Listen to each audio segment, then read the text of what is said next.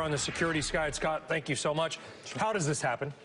Who did this? How? We don't exactly know, but obviously it seems like it's an inside job because they attacked the point-of-sale terminals. They put malware on there. So what do you mean inside job? You mean you think that it could have been done from inside Target's corporate computers and not from Belarus? Yes, exactly. It had to be somehow connected inside, because to physically access that, the data is sitting on certain servers. It's not sitting on some big data servers out in a remote spot like a Google or something like that. So why are we always seeing this with retailers? Have they not upgraded or spent the money to upgrade on technology to the point where essentially they're safe? Yeah, you make a good point, and that's the problem. It's really, we're using old technology, mag strip. You think about the old cassettes or 8-tracks we used to use. That's some of the technology that's on the credit cards now.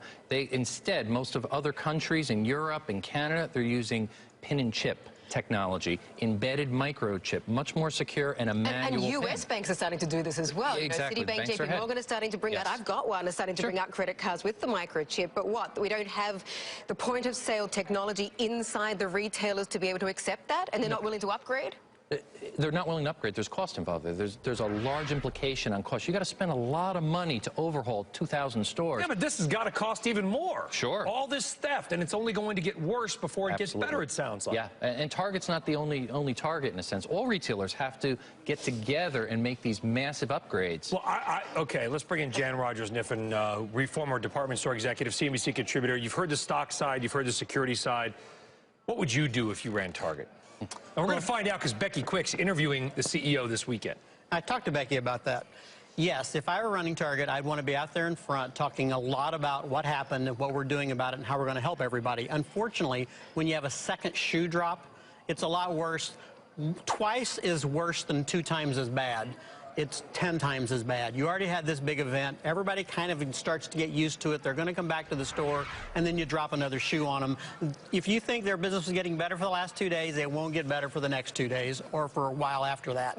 This is a problem. But then you could arguably say, with all due respect to the CEO, who of course is going to be on CNBC on Monday, I mean, he hasn't really been out there very much talking to people and talking to customers as much as you might expect. And yet, as we've seen, it hasn't affected the stock. Well, he didn't do a Chris Christie, I will say that.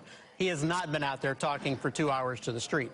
However, I used to say that Target was the best retailer in America. That was back in '06. Now I've started calling them the gang who couldn't shoot straight.